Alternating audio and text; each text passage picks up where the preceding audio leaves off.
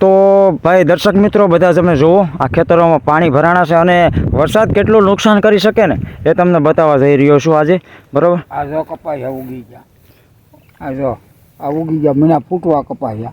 તો જુઓ ભાઈ આ વરસાદ જ એટલો પડ્યો ને કે આ રૂમાંથી કપાહિયા ઉગવા મીણા. જુઓ આવી પરિસ્થિતિ અત્યારે ઊભી થઈ છે ભાઈ. તો પપ્પા શું કેવું છે આ વખતે કપાસમાં ખેડૂતોને કેવું? કાંઈ ન થાય ભાઈ, ખેડૂતને કાંઈ ન થાય. સરકાર જો કાંઈ સહાય કરે થોડી હા તો ખેડૂતને દેવું કાંક માફ કરે. હા હા તો કાંક ખેડૂત ઊભો થાય, બાકી ખેડૂત ઊભો થાય નહીં.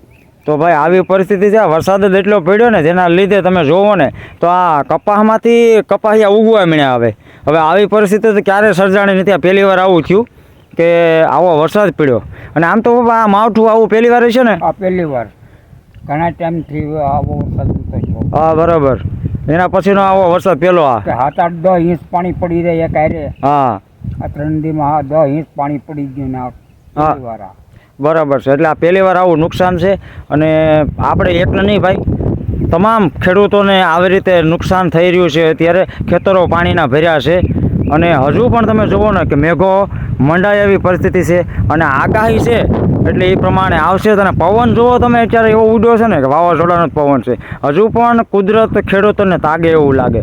આ ખેડૂતોને તાગવાની કુદરતની રીત છે ને ખેડૂતોને મારી નાખશે.